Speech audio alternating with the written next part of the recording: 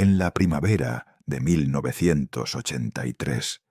la provincia de Sevilla experimentaba las transformaciones propias de una región andaluza que atravesaba un período de cambios políticos, económicos y sociales de considerable envergadura.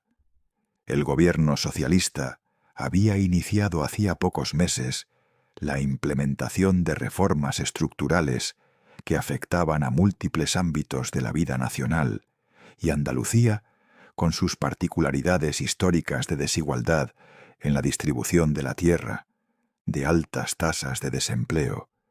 y de una estructura social marcada por contrastes muy acusados entre distintos sectores de la población, constituía uno de los territorios donde aquellas políticas de cambio encontraban tanto apoyos como resistencias significativas. La provincia de Sevilla, con su capital regional que concentraba funciones administrativas, comerciales y de servicios, y con un entorno rural que mantenía patrones de organización económica y social heredados de décadas anteriores, presentaba la dualidad característica de muchas regiones españolas de aquellos años, donde la modernización convivía con la persistencia de estructuras tradicionales que evolucionaban con mayor lentitud. El contexto económico de la provincia en 1983 estaba marcado por las dificultades derivadas de la reconversión industrial que el gobierno había iniciado en sectores que habían sido pilares del desarrollismo de décadas anteriores, y por las tensiones en el campo andaluz, de donde las reivindicaciones de los jornaleros y de los pequeños propietarios por mejores condiciones laborales y por una distribución más equitativa de la tierra generaban conflictos que en ocasiones adquirían intensidad considerable. La tasa de desempleo en la provincia era una de las más elevadas de España,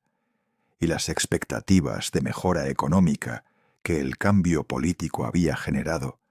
se encontraban con la realidad de que las transformaciones estructurales requerían plazos más prolongados de los que la urgencia social demandaba. En este marco de transformaciones y de tensiones, las estructuras familiares extensas continuaban siendo en las zonas rurales y semiurbanas de la provincia uno de los principales mecanismos de organización social y de gestión de recursos. Las familias amplias, con vínculos que se extendían a primos, tíos, cuñados y otros parientes de diversos grados, constituían redes de solidaridad, pero también de conflicto, dado que los recursos económicos que gestionaban colectivamente eran frecuentemente escasos y su distribución generaba desacuerdos que podían prolongarse durante años y dar lugar a enfrentamientos que afectaban a la cohesión del grupo familiar. La propiedad de la tierra, aunque distribuida de manera muy desigual entre grandes latifundios y pequeñas explotaciones, era el activo patrimonial fundamental de muchas de estas familias, y su gestión, su explotación y su transmisión hereditaria constituían fuentes recurrentes de tensión. El municipio de Carmona, situado en la comarca de los Alcores, a unos 30 kilómetros al este de la capital provincial, era una localidad de tamaño considerable que funcionaba como centro comarcal de servicios.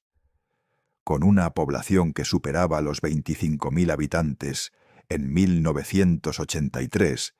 Carmona disponía de las infraestructuras administrativas, judiciales, sanitarias y educativas propias de su rango, y su economía combinaba la agricultura,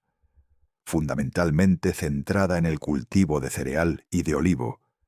con un sector de servicios y con algunas actividades industriales de escala modesta.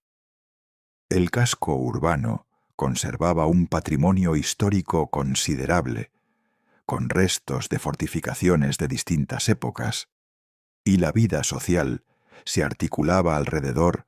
tanto de las instituciones formales como de los espacios informales de encuentro que constituían el tejido de las relaciones comunitarias. Entre las familias con arraigo en Carmona se encontraba el clan familiar Sánchez Morales, una denominación compuesta que respondía a la práctica habitual de identificar las familias extensas mediante la combinación de apellidos de las ramas principales que las componían. Este clan había acumulado a lo largo de varias generaciones un patrimonio agrario de tamaño mediano, con tierras de labor distribuidas en varios términos municipales de la comarca y con algunas propiedades inmobiliarias en la propia Carmona. La gestión de este patrimonio se había organizado históricamente mediante acuerdos informales que distribuían el uso y el disfrute de los bienes entre los distintos núcleos conyugales que formaban parte del clan, de acuerdos que funcionaban mientras las generaciones mayores mantenían la autoridad suficiente para dirimir los conflictos, pero que comenzaban a mostrar tensiones crecientes a medida que aquellas generaciones envejecían y que los miembros más jóvenes del clan desarrollaban expectativas y proyectos vitales propios que no siempre eran compatibles con las lógicas tradicionales de gestión colectiva. El núcleo principal del clan, en 1983, estaba compuesto por 2 hermanos, ambos de edad avanzada, que habían heredado el grueso del patrimonio de su padre y que habían mantenido durante décadas una gestión conjunta de las propiedades, aunque cada uno tenía su propia familia establecida en viviendas separadas. El mayor de los hermanos, de 71 años, estaba casado y tenía 4 hijos adultos, 3 varones y una mujer. El menor de los hermanos, de 68 años, era viudo y tenía 2 hijos varones adultos. Estos 6 primos constituían la generación intermedia del clan, y entre ellos existían diferencias de trayectoria y de situación económica que habían generado tensiones sobre cómo debía gestionarse el patrimonio común y sobre cómo debía distribuirse en el futuro cuando los 2 hermanos mayores fallecieran. Además de estos 6 primos directos, el clan incluía otras ramas procedentes de matrimonios de hijas de los 2 hermanos mayores, con hombres de la comarca, ramas que mantenían vínculos con el núcleo principal, pero que tenían una posición más periférica en la estructura de poder y en la gestión del patrimonio. Entre estas ramas periféricas se encontraba la que procedía de una prima que se había casado con un hombre de una localidad próxima y que había tenido 2 hijos, uno de los cuales, que en 1983 tenía 34 años, mantenía una relación regular con el clan Sánchez Morales, aunque no residía en Carmona, sino en Sevilla capital, donde trabajaba en el sector de la construcción. Este primo, cuyo nombre era Manuel y cuyo apellido completo era Sánchez Ortiz, había crecido conociendo las dinámicas internas del clan familiar y participando en determinados momentos de su vida en las actividades colectivas que éste organizaba, aunque su trayectoria vital se había desarrollado fundamentalmente fuera del ámbito rural y fuera de la gestión directa del patrimonio familiar. Su madre, que era la prima que había salido del núcleo principal del clan al casarse, mantenía vínculos afectivos y de comunicación regular con sus primos hermanos, los 6 hijos de los 2 hermanos mayores, y visitaba a Carmona con cierta frecuencia. Manuel, que acompañaba ocasionalmente a su madre en estas visitas, y que en otros momentos acudía por su cuenta a Carmona para participar en celebraciones familiares o para visitar a parientes, tenía conocimiento de las tensiones que existían en el seno del clan, aunque su posición periférica le mantenía al margen de las decisiones de gestión y de las disputas más directas sobre la distribución de recursos. Durante los meses de invierno y primavera de 1983, las tensiones en el seno del clan Sánchez Morales habían alcanzado niveles que varias personas del entorno habían percibido como particularmente intensos. Las disputas se centraban fundamentalmente en desacuerdos entre los 6 primos de la generación intermedia sobre la gestión de determinadas parcelas, cuyo aprovechamiento generaba rendimientos que debían ser distribuidos entre todos, pero cuya gestión efectiva recaía solo en algunos,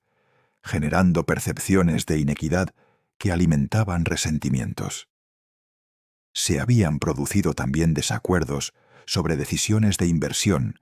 que algunos de los primos consideraban necesarias para modernizar la explotación y que otros consideraban arriesgadas e innecesarias. Estos desacuerdos habían dado lugar a enfrentamientos verbales que en algunas ocasiones habían sido presenciados por otras personas y a situaciones en las que algunos de los primos habían dejado de hablarse durante períodos prolongados. Manuel, que visitaba a Carmona con cierta regularidad durante aquellos meses, había tenido conocimiento de estas tensiones a través de conversaciones con su madre, que a su vez las conocía por las comunicaciones que mantenía con sus primos. Había estado también presente en algunas reuniones familiares en las que las disputas habían aflorado y había observado la intensidad de los resentimientos que algunos de los primos expresaban respecto a otros. En una ocasión específica, durante el mes de marzo, Immanuel había tenido una conversación con uno de los primos, en la que éste le había manifestado, de manera más o menos explícita, que la situación en el clan era insostenible y que algo tendría que ocurrir para resolver las tensiones de manera definitiva. Esta conversación, cuyo contenido exacto Manuel no revelaría con precisión hasta fases muy avanzadas de la investigación posterior, sería objeto de considerable atención cuando los acontecimientos posteriores obligaran a examinar retrospectivamente todos los indicios de que aquellas tensiones podían derivar en algo más grave que las disputas verbales habituales. Los hechos que destruirían el núcleo del clan Sánchez Morales se produjeron el sábado 7 de mayo de 1983 en la vivienda principal, donde residía el mayor de los 2 hermanos ancianos, junto con su esposa y con uno de sus hijos que permanecía soltero. La casa estaba situada en las afueras de Carmona, en una zona de transición entre el casco urbano y las tierras de labor, y era una construcción tradicional de 2 plantas que había sido la residencia de la familia durante generaciones. Aquel sábado se había convocado una reunión familiar para tratar asuntos relacionados con la próxima campaña agrícola y con algunas decisiones sobre el mantenimiento de las propiedades. La convocatoria había sido realizada por el hermano mayor durante los días anteriores. Hoy se esperaba a que asistieran los miembros adultos del clan que estuvieran involucrados en la gestión del patrimonio. La reunión había comenzado durante la tarde del sábado, y las primeras horas transcurrieron sin que desde el exterior se percibieran circunstancias que llamaran la atención. Fue en las primeras horas de la noche cuando varios vecinos de las viviendas próximas percibieron ruidos procedentes del interior de la casa que describieron posteriormente como inusuales. Uno de los vecinos, alarmado por la intensidad de aquellos ruidos, se acercó a la vivienda y al no obtener respuesta a sus llamadas en la puerta y al percibir indicios que le generaron preocupación, realizó una llamada a la Guardia Civil,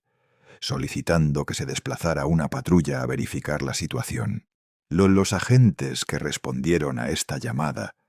llegaron a la vivienda aproximadamente a las 10 de la noche. Forzaron el acceso al encontrar la puerta cerrada desde el interior y sin obtener respuesta a sus llamadas, y en el interior de la casa encontraron una escena cuyas características exactas sólo podrían ser establecidas mediante el análisis forense posterior. Sin proporcionar detalles que excedan lo necesario para la comprensión del caso, puede señalarse que habían fallecido 5 personas, todas ellas miembros del clan familiar,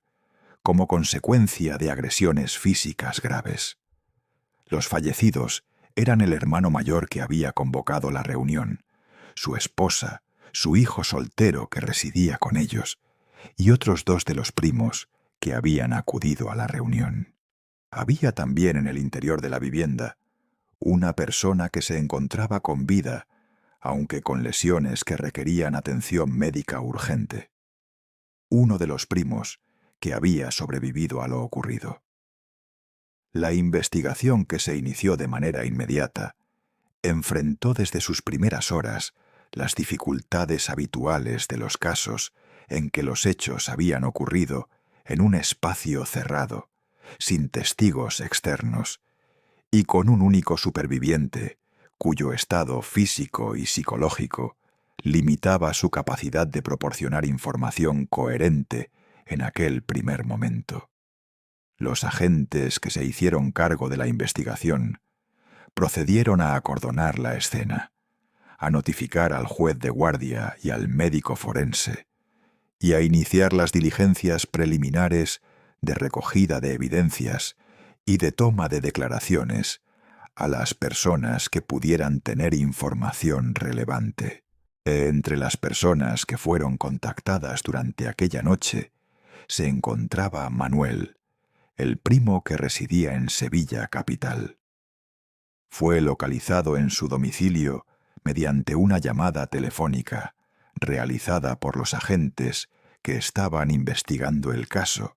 y que habían obtenido su número de contacto a través de otros familiares. Fue informado de manera preliminar de lo que había ocurrido y se le solicitó que se desplazara a Carmona para prestar declaración. Manuel se desplazó durante la madrugada del domingo y llegó a Carmona en las primeras horas de la mañana, siendo recibido por los investigadores que le interrogaron sobre su conocimiento de la situación familiar y sobre cualquier información que pudiera resultar relevante para la investigación. En aquella primera declaración, que fue registrada conforme a los procedimientos habituales, y Manuel proporcionó información sobre las tensiones que había observado en el seno del clan durante los meses anteriores, sobre las disputas económicas que había conocido, y sobre algunos de los enfrentamientos específicos que había presenciado o de los que había tenido noticia a través de su madre o de otros familiares. Sin embargo, su declaración presentaba lagunas en aspectos que la investigación posterior consideraría relevantes. No mencionó la conversación específica que había mantenido en marzo con uno de los primos, en la que éste le había manifestado que algo tendría que ocurrir para resolver las tensiones. No proporcionó información detallada sobre contactos que había mantenido con miembros del clan durante los días inmediatamente anteriores a los hechos. No describió con precisión sus propios movimientos durante el sábado 7 de mayo, limitándose a señalar que había estado en Sevilla durante todo el día, sin proporcionar detalles que permitieran verificar esta afirmación. A medida que la investigación avanzó durante los días siguientes, comenzaron a aparecer elementos que generaban interrogantes sobre algunos aspectos de la posición de Manuel en relación con los hechos. El superviviente de lo ocurrido en la vivienda, una vez que su estado de salud permitió que prestara declaración, proporcionó información que identificaba como responsable principal de las agresiones a uno de los primos que había fallecido durante los hechos, o en lo que el superviviente describía como una situación de enfrentamiento que había comenzado con una discusión sobre los asuntos patrimoniales que habían motivado la reunión y que había derivado en violencia, de manera que él no había podido anticipar ni controlar. Esta versión proporcionada por el superviviente orientaba la investigación en una dirección que hacía innecesario buscar responsables externos a los presentes en la reunión, aunque dejaba sin resolver muchas cuestiones sobre la dinámica exacta de lo que había ocurrido. Sin embargo, la investigación no se detuvo en este punto, dado que los investigadores consideraban necesario verificar todos los aspectos del caso que pudieran resultar relevantes. O fue durante esta fase de verificación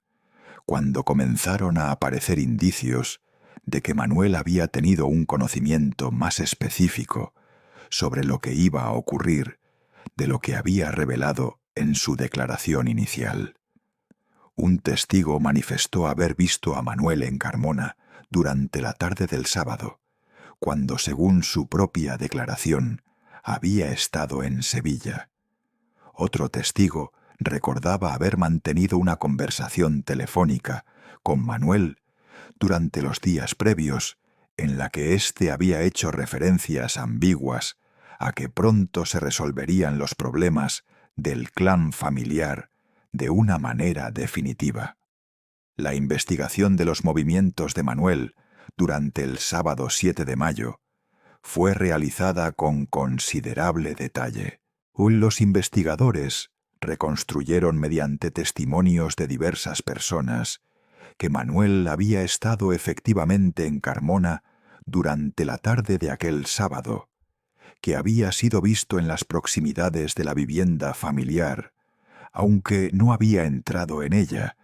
y que había regresado a Sevilla en algún momento de la tarde antes de que se produjeran los hechos. Esta reconstrucción contradecía directamente la versión que Manuel había proporcionado en su declaración inicial sobre haber permanecido en Sevilla durante todo el día. Cuando Manuel fue interrogado de nuevo sobre estas contradicciones, proporcionó una versión modificada que reconocía haber estado en Carmona durante la tarde, pero que intentaba explicar su presencia mediante razones que no estaban relacionadas con la reunión familiar. Argumentó que había acudido a Carmona para realizar unas gestiones personales, que había pasado casualmente por las proximidades de la casa familiar sin intención de participar en la reunión, y que había regresado a Sevilla sin haber tenido ningún contacto con los miembros de la familia que estaban en el interior de la vivienda. Sin embargo, esta nueva versión generaba más interrogantes de los que resolvía, dado que resultaba difícil encontrar una explicación convincente de por qué había ocultado esta información en su declaración inicial, si, como ahora afirmaba, su presencia en Carmona había sido casual y sin relación con los hechos posteriores. La investigación exploró también la cuestión de si Manuel había tenido conocimiento previo de que iba a producirse algún tipo de enfrentamiento violento durante la reunión familiar. Los investigadores reexaminaron la conversación que había mantenido en marzo con uno de los primos, conversación cuyo contenido Manuel había minimizado en su declaración inicial,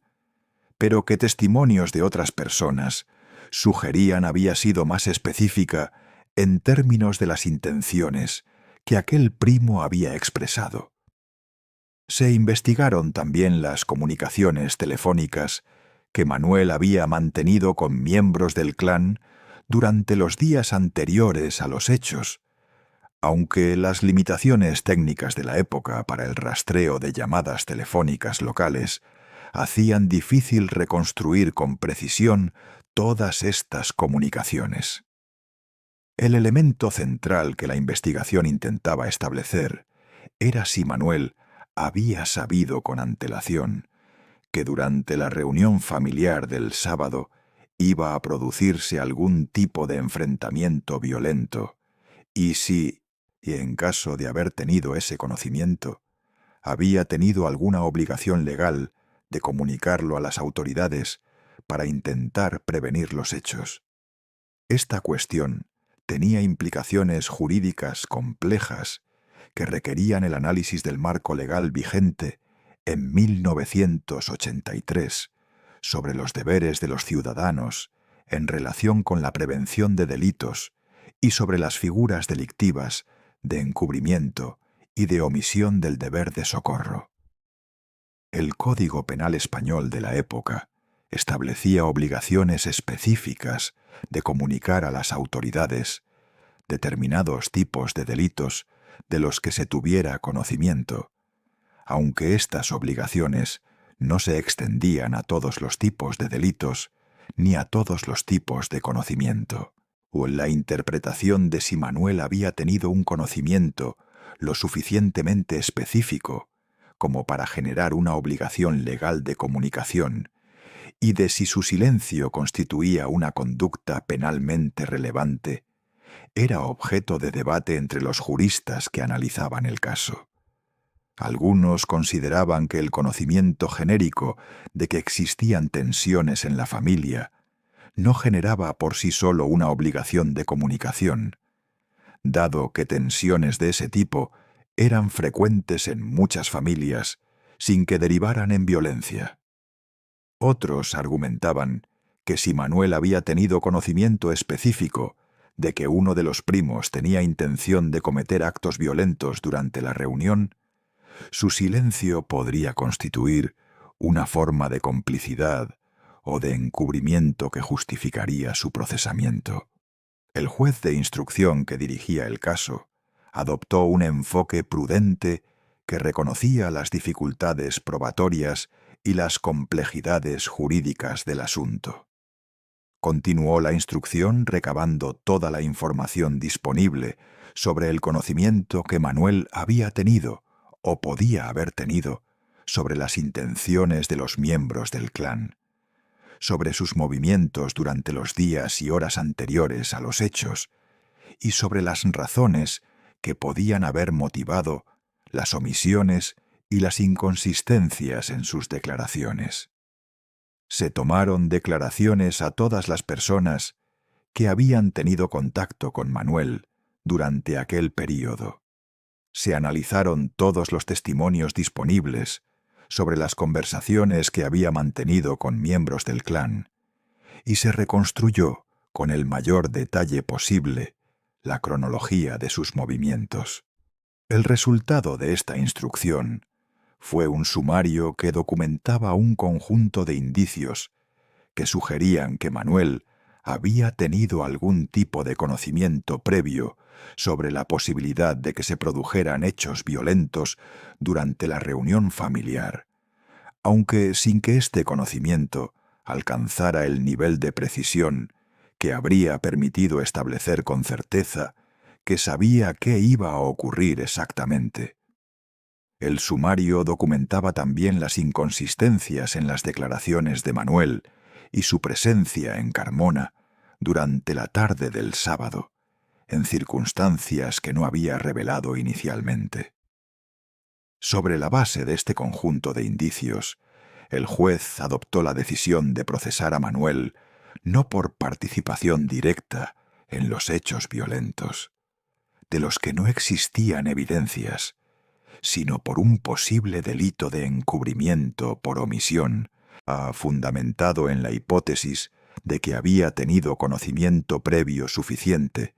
para haber podido alertar a las autoridades y prevenir los hechos y que su silencio había constituido una forma de colaboración con el autor principal. Esta decisión de procesamiento fue objeto de considerable debate jurídico, dado que la figura del encubrimiento por omisión presentaba en aquel momento dificultades interpretativas que no habían sido completamente resueltas por la jurisprudencia. La defensa de Manuel recurrió el auto de procesamiento, argumentando que las evidencias disponibles no permitían establecer que su conocimiento previo hubiera sido lo suficientemente específico como para generar una obligación legal de comunicación, y que su presencia en Carmona durante la tarde del sábado podía tener explicaciones inocentes que no implicaban ninguna forma de participación o de conocimiento de lo que iba a ocurrir. El recurso fue desestimado y el procesamiento fue confirmado, abriéndose el camino para la celebración del juicio oral. El juicio se celebró ante la Audiencia Provincial de Sevilla durante el año 1984. El proceso atrajo considerable atención, tanto en la capital provincial como en Carmona y en las localidades de la comarca, siendo seguido por medios de comunicación locales y generando debates en círculos jurídicos sobre las cuestiones de derecho que el caso planteaba. La sala del tribunal acogió durante las sesiones a Manuel como acusado, a sus abogados defensores, a los fiscales, a los testigos que habían proporcionado información durante la instrucción, a los peritos que habían participado en la investigación y a observadores diversos, entre los que se encontraban miembros de la familia extensa que habían sobrevivido a los hechos y que mantenían posiciones diversas sobre la responsabilidad de Manuel. La acusación construyó su caso alrededor de la demostración de que Manuel había tenido conocimiento previo suficientemente específico de que iba a producirse algún tipo de enfrentamiento violento durante la reunión familiar, que había estado en Carmona durante la tarde del sábado,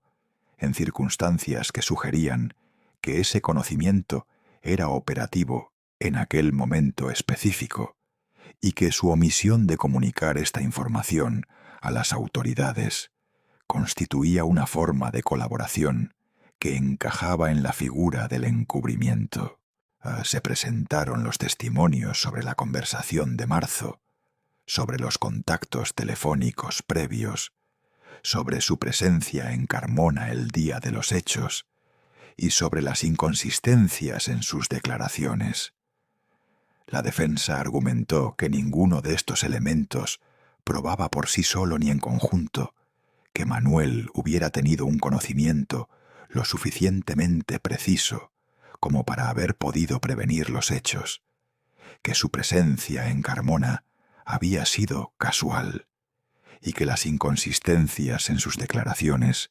podían explicarse por la confusión y el shock que había experimentado al conocer la magnitud de lo que había ocurrido.